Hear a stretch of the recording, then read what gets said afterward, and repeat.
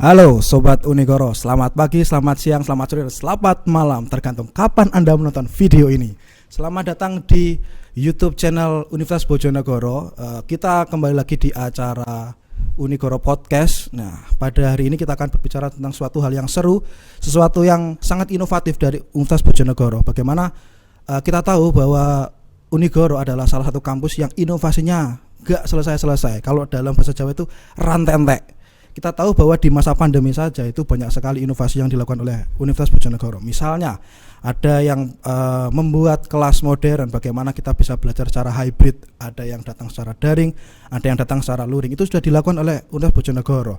Belum lagi semisal acara wisuda itu juga dikemas dengan sangat asik, sangat muda, sangat milenial. Nah, tentu inovasi-inovasi dari Universitas Bojonegoro tidak selesai dari sana. Seperti yang tadi sudah saya bilang bahwa inovasi ini rantai-entek. Bahkan di PMB pun sekarang Unigoro punya inovasi. Inovasi itu disebut dengan jalur PMB Serbu. Kita hari ini akan berbicara tentang itu, tentang PMB Serbu. Sebelumnya perkenalkan, yang akan membantu podcast pada hari ini adalah saya Muhammad Bahru Thohir. Dan di sini saya tidak sendiri, saya akan bersama dengan Bapak Arif Yanuarso. Selamat datang Pak Arif. Selamat datang, ya, selamat siang juga. Selamat datang di podcast Unigoro. Pada hari ini kita akan berbicara tentang PMB Serbu. Ini sebuah inovasi baru yang saya kira sangat menarik, yang dihadirkan oleh Unigoro kepada para calon mahasiswa baru. Oke. Pak Arif Yanuarso ini adalah ketua yayasan dari Yayasan Bani Suitnya Bojonegoro, sehingga memang sangat representatif ketika kita bicara tentang apa itu sebenarnya PMB Serbu. Oke. Mungkin teman-teman ada yang satu kali sudah pernah dengar, atau mungkin dua kali sudah pernah dengar, pernah lihat postingan di Facebook, mungkin pernah juga lihat postingan di Instagramnya Universitas Bojonegoro, tapi mungkin masih belum paham, masih belum jelas. Hari ini kita akan kupas tuntas apa itu PMB Serbu dengan Bapak Arif Yanuarso. Pak Arif Yanuarso, gini, mungkin yang pertama-tama ingin saya tanyakan, apa itu PMB Serbu itu, Pak? Oke, jadi kalau kita ngomong serbu jangan diistilahkan serba 5.000. Jadi itu repot nanti. Yeah. Oh, di Unigoro ada pendaftaran serba 5.000. Itu nanti susah. Jadi kalau kita bicara tentang serbu itu adalah serapan bibit unggul. Jadi kita akan melakukan seleksi mahasiswa baru sebelum mahasiswa baru itu lulus dari SMA. Atau kemarin itu telah disepakati yang bisa untuk mendaftar di serbu adalah minus tahun ke-1. Maksudnya kalau besok itu program serbu untuk lulusan tahun 2022, berarti yang bisa daftar adalah 2021, lulusan 2021 dan 2022. Jadi itu yang disebut dengan serbu. Jadi kita pingin kemudian akan melihat potensi dari calon mahasiswa baru, atau bisa dikatakan kita berusaha untuk mencari bibit unggul.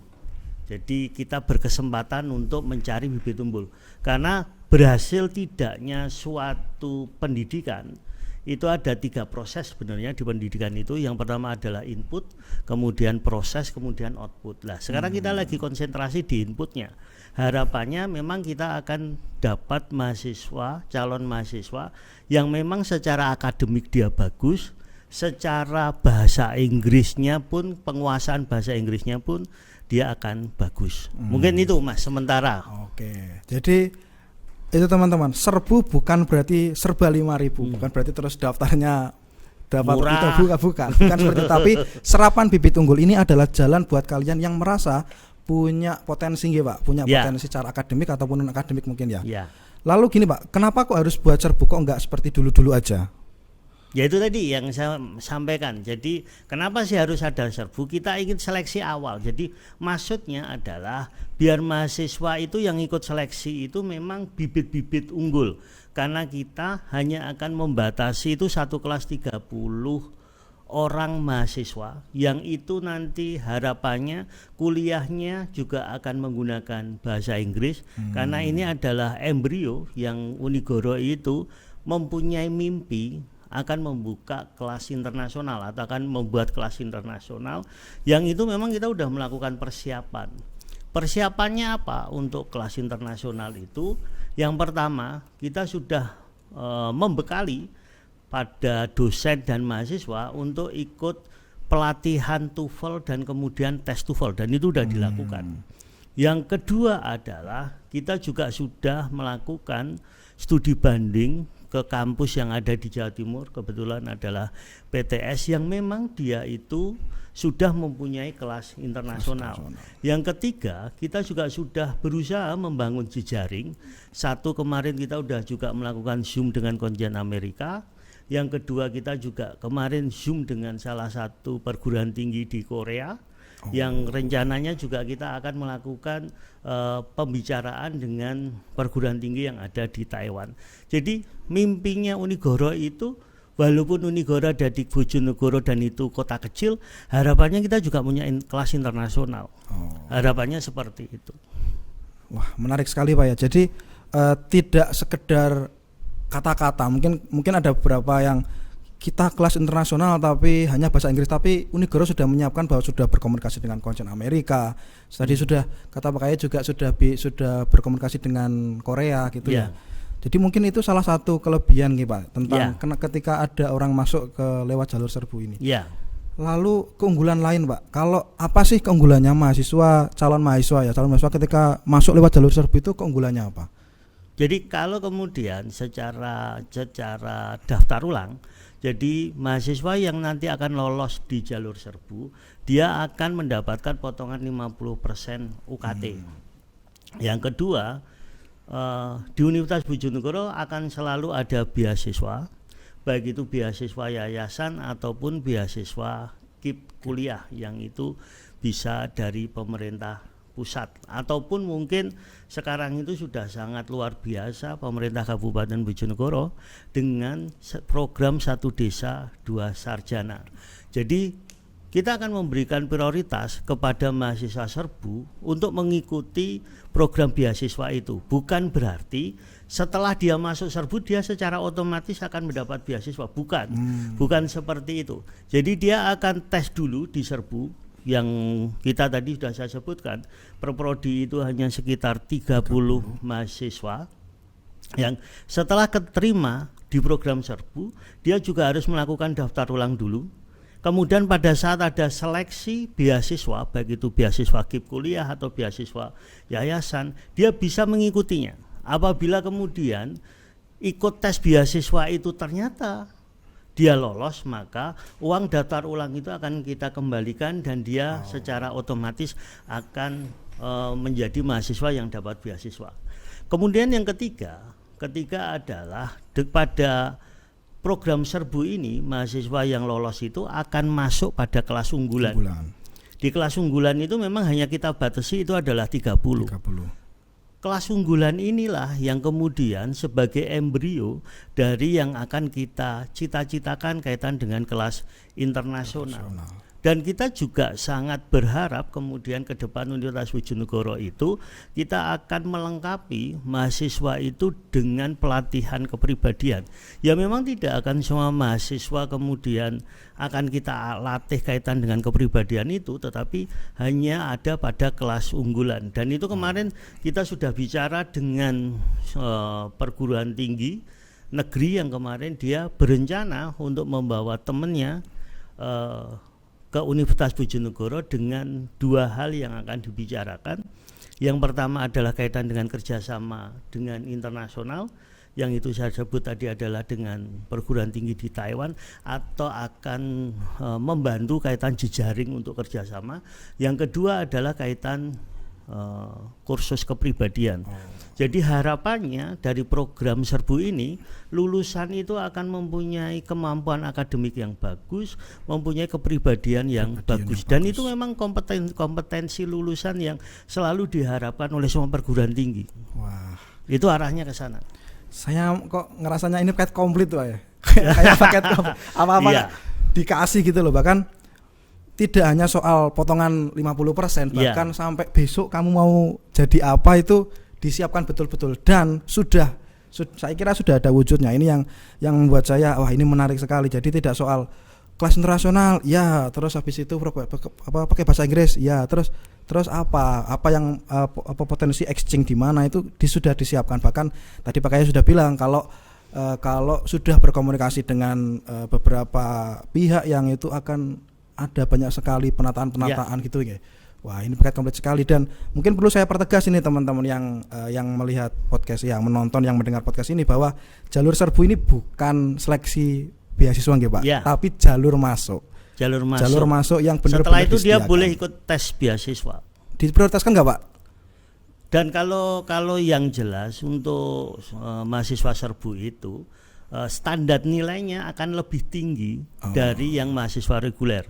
Jadi misalkan kita tidak mengatakan itu diprioritaskan, saya masih punya keyakinan dia pasti akan lolos. Ya, ya karena memang dia masuk ke Unigoro, standar nilainya pasti akan kita naikkan dulu. Okay. Ya, jadi pada saat kemudian tes beasiswa, mungkin dia akan lebih mudah lah untuk melewati itu, karena tahapan tes itu harus tetap dilakukan. Oke. Ya.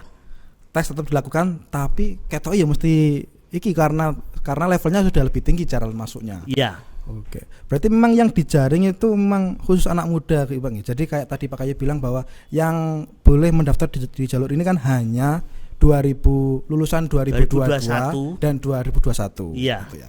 Kayak teman-teman 2021 dan 2022. Jadi memang sudah digambarkan ini milenial banget. Betul. Ini mesti. Ini daftarnya online atau offline Pak? Atau full online? Daftarnya kemudian online, karena kita masih beranggapan bahwa mahasiswa yang lulus SMA, anak SMA yang lulus tahun 2021, tahun 2022 itu mereka bukan orang-orang yang gaptek, mereka adalah orang-orang milenial, dan itu sudah tidak asing lagi. Misalkan kita mengatakan bahwa serbu daftarnya harus online, dia sangat paham sekali. Ya, dan semua yang akan kita pakai di jalur serbu ini kita istilahnya di rumah saja. Itu sudah selesai. Sambil selonjoran. Sambil selonjoran atau di sini saja itu akan selesai. Jadi pembayaran daftar ulang nanti juga bisa lewat QRIS. Jadi tinggal pakai handphone itu harus bisa menyelesaikan masalahnya. Jangan sampai kemudian kita punya handphone tapi tidak menyelesaikan masalah. Itu kan eranya udah berubah. Sekarang itu handphone sudah harus bisa menyelesaikan masalah. Dan generasi milenial itu ya sukanya memang seperti itu. Yang simple. Itu seperti itu. Berarti kaum rebahan ini sangat potensial ya Pak. Jadi tidur-tiduran bisa langsung daftar kuliah. Ini sangat jauh dengan tahun 90-an gitu Pak. Mungkin saat Pak Kaye kuliah gak mungkin seperti itu. Gak mungkin seperti itu. Jadi saya kalau kuliah juga harus berangkat tes, bawa pensil 2B, kemudian harus dilingkari, kalau lingkarannya gak bagus mungkin jawabannya salah dan sebagainya. Seperti itulah. Ya, minimal mandi dulu lah, keluar pintu rumah. Sekarang sambil tiduran di kamar itu sudah bisa mendaftar di Universitas Bojonegoro. Kapan Pak pendaftarannya? Sekarang sudah dibuka belum Pak? Pendaftarannya mulai 14 Desember sampai 28 Februari 2022. Sekarang sudah dibuka dan infonya sudah banyak juga yang melakukan daftar. Jadi dari bagian IT, kemudian kemarin saya tanya apakah sudah ada yang daftar. Infonya sudah banyak juga yang daftar. Jadi harapannya memang ada respon dari masyarakat, ada respon dari anak-anak SMA tentang program serbu ini. Wah, ini harus diperhatikan ya buat teman-teman calon mahasiswa baru ya, karena katanya tidak terbatas Pak ya. Terbatas. Gak los-losan gitu ya. 30. Nah, bagaimana kemudian untuk yang kemudian daftar serbu kemudian tidak lolos? Jadi kalau mereka masih berkeinginan untuk mendaftar di Universitas Bojonegoro, jadi mereka bisa langsung masuk ke jalur reguler tanpa tes. Karena apa? Di jalur serbu ini tesnya udah beda, ada 3 tahapan, yaitu tes TOEFL, tes TKDA, kemudian tes Psiko. Tetapi kalau reguler hanya ada 2, TKDA dan Psiko. Sehingga kalau memang dia ikut program serbu, kemudian dia masih berkeinginan untuk daftar di Universitas Bojonegoro, dia bisa langsung daftar di kelas reguler. Itu tanpa tes dan itu pasti sudah diterima. Pasti diterima. Jadi untuk teman-teman yang mendaftar dan misalnya tidak lolos dari 30 itu Pak. Jadi per prodi hanya 30. Kalau nggak lolos itu bisa langsung masuk ke jalur reguler tanpa tes. Tanpa tes. Tadi tesnya apa aja Pak? Jadi tesnya 1 TKDA, tes kemampuan dasar akademik. Potensi akademik, ya. Kemudian ada tes Psiko. Kemudian ada TOEFL. Ini untuk yang serbu. Kenapa harus ada TOEFL? Itu yang saya sampaikan tadi, karena mahasiswa serbu akan masuk ke unggulan dan ini akan kita pakai sebagai embrio kelas internasional. Kemudian psiko. Kenapa sih orang itu di tes psiko di saat masuk perguruan tinggi? Mungkin banyak sekali perguruan tinggi yang tidak melakukan tes psiko. Ya. Jadi tes psiko ini tujuannya adalah kita ingin mahasiswa masuk ke Universitas Bojonegoro itu sesuai dengan minat dan bakatnya. Kenapa muncul tes psiko ini? Jadi setiap penerimaan mahasiswa baru, Universitas Bojonegoro itu selalu membuat angket atau kuesioner. Yang kemudian kita tanya, salah satu pertanyaannya adalah, apa alasan Anda untuk kuliah di Universitas Bojonegoro? Ada jawabannya karena kemauan orang tua, ada karena ikut temannya, ada karena di Unigoro ada UKM yang dia suka.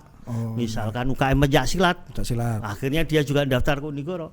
Ada juga karena mungkin mengikuti pacarnya. Dilalah pacarnya kuliah di Unigoro, dia ikut kuliah di Unigoro. Ada yang kayak gitu Pak ya? Mungkin ada. Ya, makanya kemudian kita kasih tes psiko itu adalah, maksudnya adalah bahwa orang itu harus kuliah sesuai minat bakatnya. Karena orang kuliah itu kalau tidak sesuai dengan minat bakatnya, biasanya satu, dia kuliahnya juga ogah-ogahan. Yang kedua, dia selesai kuliahnya juga biasanya akan lama, kemudian prestasinya tidak mungkin bisa bagus di kaitan dengan akademik. Makanya kita berusaha untuk bagaimana kemudian, karena kita mempunyai tanggung jawab yang besar pada orang tua mahasiswa, anak itu kuliah memang sesuai minat bakatnya. Jadi tes psiko itu kita juga memberikan kesempatan kepada orang tua untuk istilahnya komunikasi atau dialog. Jadi tahun kemarin yang sudah kita lakukan, jadi tes psiko ini bukan baru kita lakukan, tetapi sudah kita lakukan di tahun kemarin. Jadi orang tua kita kasih kesempatan untuk mengkonsultasikan hasil tes psikonya. Cuman mungkin karena ini barang baru katanya, kalau ini barang sesuatu yang baru, banyak orang tua tidak memanfaatkan kesempatan itu. Jadi dia juga sudah datang ke Universitas Bojonegoro, bagian psikolognya sudah mempresentasikan hasilnya, tetapi dia tidak menggunakan kesempatan. Kita menyiapkan ruang, kemudian psikolog ada dalam ruang, setiap orang tua didampingi mahasiswanya juga sudah di dalam ruangan untuk berkonsultasi. Tetapi orang tua masih kelihatannya kebingungan apa maksudnya dengan psiko. Bahkan yang lebih aktif itu si anaknya.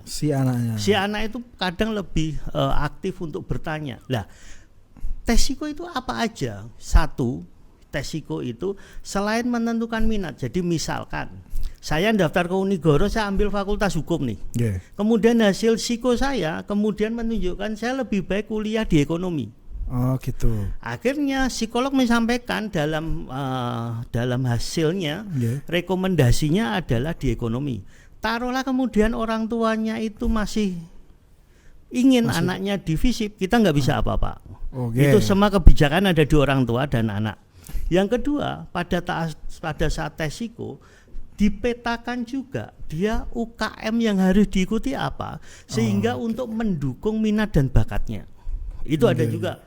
Apakah dia akan ikut Argopala, apakah itu pencaksilat atau UKM-UKM yang ada di Universitas Bojonegoro. Yang ketiga, pada saat dia lulus itu cenderungnya dia kerjanya itu sebagai pegawai atau karyawan atau memang entrepreneur atau dia berwirausaha. Di situ sudah jelas. Sehingga maksudnya hasil psiko ini mahasiswa bisa bikin perencanaan nih. Oh, aku besok itu hasil psiko saya jadi pengusaha.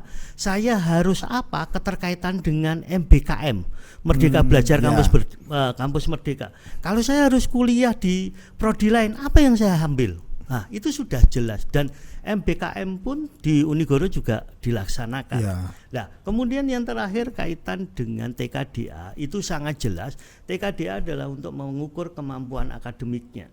Jadi ini akan yang disebut tadi ini sudah kita berusaha kemudian semuanya apa dia sudah misalkan dia pinter, kemudian hasil minat bakatnya sudah sesuai, kemudian bahasa Inggrisnya bagus. Itu kan pasti akan mudah untuk menyelesaikan kuliahnya. Wah, ini saya tertarik dengan ada tes psiko karena memang saya nggak pernah begitu. Sudah kuliah masuk kampus 2 kali itu kayak baru ini saya tahu ada universitas yang bahkan sampai metani kalau bahasa Jawa sudah memetakan bahwa besok anak itu potensinya kemana, UKM-nya apa gitu. Dan itu tanggung jawab moral kampus yang namanya tanggung jawab Unigoro, karena kita repot, karena kita itu kan harus dititipi anak dan itu harus kita didik. Ibaratnya gini, kalau kemudian saya itu misalkan manajer suatu perusahaan, ya saya kemudian produk baju. Andai kata bajunya itu tidak berkualitas, itu bisa saya masukkan afkir. Dan itu pasti jualnya harga murah. Kalau kaitan dengan sumber daya manusia, kaitan dengan lulusan, apakah kemudian bisa misal lulusan Unigoro gajinya diskon 50%? Kan nggak bisa. Nah, kita punya beban yang sangat luar biasa bahwa anak ini harus jadi orang. Anak ini ke depan itu harus memang bisa menjadi generasi-generasi penerus bangsa ini. Oke, jadi itu ya teman-teman, ada 3 tes kalau kita pengen masuk lewat jalur serbu. Mungkin ini Pak, jangan-jangan ada yang gentar malahan gitu. Jadi kita perlu mendetailkan. Boleh nggak Pak kayak dibuka kisi-kisinya? Misalnya kalau tes bahasa Inggris itu yang diteskan apa, terus lulusnya berapa gitu, bisa dikasih tahu nggak Pak? Kalau itu di webnya Universitas Bojonegoro ada. Itu sudah ditentukan, misalkan TKDA itu apa aja yang diteskan, psiko itu apa aja, bahasa Inggris itu sudah ada. Itu sudah ada di panduannya semua. Sudah berarti di websitenya Unigoro semua sudah ada. Teman-teman tinggal buka websitenya Unigoro. Jadi nanti di sana kisi-kisinya sudah jelas, misalnya bahasa Inggris apa yang diteskan, misalnya readingnya kah atau listeningnya itu sudah diberikan. Misalnya kalau TKDA berarti matematika atau kemampuan verbalnya itu juga semua sudah diberikan. Ada. Nah teman-teman itu jadi tidak perlu gentar bahwa silakan masuk di jalur serbu ini, karena itu tadi bahwa tidak hanya potongan 50% tapi ini adalah embrio kelas internasional yang saya kira mesti ada kesempatan untuk exchange Pak ya. Betul, itu yang memang sedang kita persiapkan. Itu sudah dipersiapkan. Jadi tahun ini, jadi kita itu sebenarnya hanya berharap, mohon maaf tahun depan kita itu hanya berharap ada satu aja ya kemudian itu ikut program exchange. Jadi tahun depan mungkin akan ada sekitar 4 mahasiswa yang kemudian TOEFL-nya kemarin bagus, dan saya mengharapkan andai kata TOEFL-nya tidak bagus kita kirim aja ke Kampung Pari. Ya, kemudian biayanya dari Universitas Bojonegoro, karena ini suatu hal bahwa kita itu harus menjawab tantangan bahwa kampus kecil itu mampu untuk ikut program exchange. Kalau dosennya kelihatannya sudah ada, semoga aja dosennya juga akan bisa berangkat di tahun 2022. Karena kalau satu sudah berangkat, minimal itu ada pengetahuan yang bisa ditularkan. Ya setelah misalkan dia ikut student exchange di Amerika misalkan, kemudian dia datang, minimal mindsetnya udah mindset internasional, karena 4-5 tahun ke depan itu pasti hidup itu tidak akan semakin mudah, tetapi akan susah karena persaingan yang semakin ketat dan kompetensi yang dibutuhkan pasti juga sangat luar biasa. Itu. Oke. Jadi ini saya geleng-geleng kepala sendiri kok ya dibiayai ke kampung Inggris. Ya. Kemarin saya minta pada biro kerjasama. Itu saya minta berangkatkan aja ke Kampung Pare. Ya, karena kita memang serius untuk itu. Ya. Ini seru sekali ini. Jadi teman-teman ketika punya prestasi baik akademik maupun non akademik di SMA itu malah menjadi potensi yang sangat luar biasa besar. Teman-teman bisa diterima di Universitas Bojonegoro lalu melalui jalur serbu. Bukan serba 5.000. Serba 5.000 tapi serapan bibit unggul. Ini tidak hanya Bojonegoro kan Pak ya? Tidak hanya Bojonegoro. Jadi monggo kemudian misalkan dari Jombang, dari Tuban, dari Lamongan ikut daftar di program serbu. Kemarin juga ada beberapa yang memang di luar Bojonegoro. Saya sendiri kemarin berarti mereka tahunya mungkin dari Facebooknya Unigoro, dari webnya Unigoro ataupun dari YouTube-nya Universitas Bojonegoro. Tapi sudah ada beberapa yang daftar itu tidak semuanya Bojonegoro, ada yang beberapa kota itu mendaftar. Jadi, silakan teman-teman calon mahasiswa baru yang mungkin datang dari Jombang mungkin atau dari Lamongan, itu silakan saja ikut daftar. Saya kira untuk hidup di Bojonegoro juga menyenangkan, nyaman-nyaman saja. Terus kos-kosan juga banyak, Boy. Ya. Mungkin orang mengira wah kuliah di Bojonegoro ngono gak enak kos-kosan gitu. Ya. Tenang saja, maksudnya di sini banyak, apalagi tadi sudah Pak Kaya jelaskan bahwa fasilitasnya yang dipersiapkan untuk teman-teman ketika masuk di jalur serbu itu sangat besar sekali gitu. Lalu ini Pak, karena ini adalah jalur masuk, bukan pendaftaran beasiswa. Ya. Kira-kira beasiswa apa yang nanti dapat didapatkan oleh teman-teman mahasiswa Pak yang di Unigoro ini? Beasiswanya apa aja? Jadi kalau kemudian dia lolos di jalur serbu, dia sudah melakukan daftar ulang, kemudian ada beasiswa. Karena beasiswa itu biasanya seleksinya akan mulai pada bulan Juni dan Juli lah, atau sampai Agustus. Yeah. Di sini ada beasiswa yayasan, kemudian beasiswa KIP kuliah. Itu adalah beasiswa yang tahun ini ada di Universitas Bojonegoro. Jadi kemudian pada saat mahasiswa yang ikut program serbu kemudian diterima, maka uang pendaftarannya akan kita kembalikan. Kemudian mahasiswa itu menjadi mahasiswa beasiswa bidik misi. Intinya sebenarnya orang hari ini untuk kuliah untuk mendapatkan beasiswa itu sangat banyak. Satu dari KIP itu dari pemerintah pusat itu ada KIP kuliah, ada beasiswa UKT. Dari Unigoro ada beasiswa yayasan. Dari pemerintah Kabupaten Bojonegoro ada beasiswa 1 desa 2 sarjana. Belum lagi kemudian bantuan untuk tugas akhir. Pemerintah pusat, pemerintah daerah itu begitu banyak memberikan fasilitas kepada mahasiswa untuk bersekolah. Nah, tugas perguruan tinggi hari ini adalah bagaimana meningkatkan kualitas lulusannya. Sehingga pemerintah yang menyiapkan anggaran begitu besar untuk KIP kuliah, untuk beasiswa UKT, kemudian pemerintah kabupaten yang juga mengeluarkan beasiswa yang cukup besar untuk 1 desa dan 2 sarjana. Itu tidak sia-sia, maksudnya adalah lulusannya itu benar-benar bagus. Gak angger sekolah pokoknya dikirim. Nah itu kan repot. Harapannya itu uang banyak, uang besar yang dikeluarkan oleh pemerintah. Itu seperti itu, Mas. Wah, itu banyak. Jadi tenang saja, di Bojonegoro, terutama di Unigoro ini banyak sekali potensi atau peluang beasiswa yang teman-teman bisa dapatkan. Ini yang terakhir mungkin Pak, yang terakhir yang saya tanyakan. Mungkin juga untuk lingkup Bojonegoro mungkin Unigoro sudah terlalu terkenal Pak ya. Mungkin untuk teman-teman yang ada di luar Bojonegoro, mungkin yang belum tahu apa itu Unigoro. Kenapa sih kita harus kuliah di Unigoro? Mungkin bisa dari fakultasnya atau apa, terserah Bapak jelaskan. Jadi jadi kalau kuliah di Universitas Bojonegoro memang fakultasnya ada 5, kemudian prodinya sangat beragam.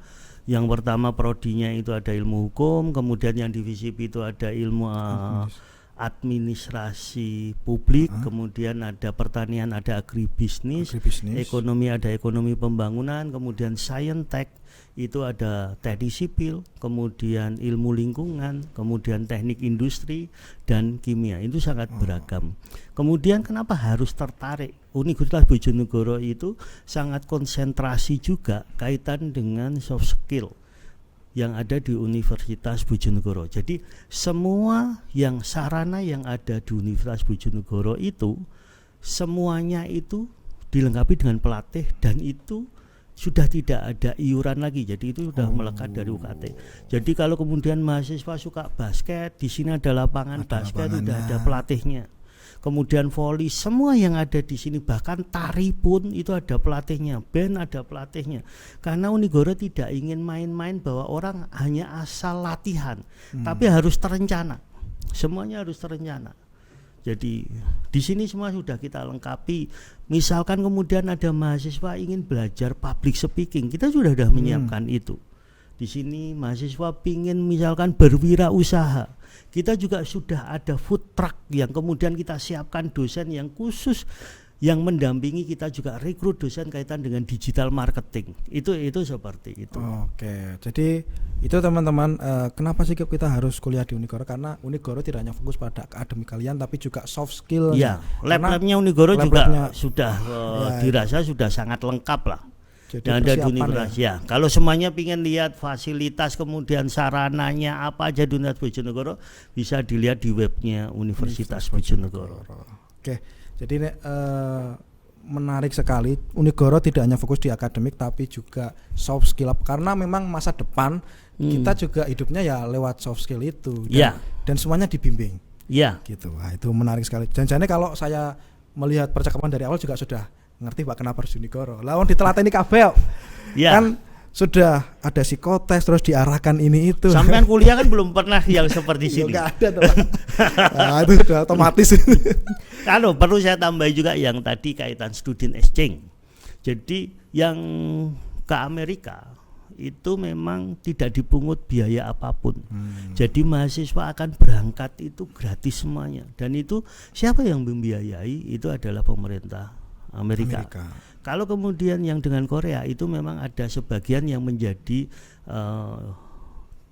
tanggungan orang tua mahasiswa. Jadi kita udah itu. Kalau yang di Amerika memang semuanya adalah free. Ya. Oke. Jadi itu teman-teman perbincangan saya dengan Bapak Arif, Ketua Yayasan Bani Suyitno Bojonegoro yang tertarik dengan jalur serbu. Ingat kata Pak Arif tadi sudah ada yang mendaftar dan ini kuotanya hanya 30 per prodi.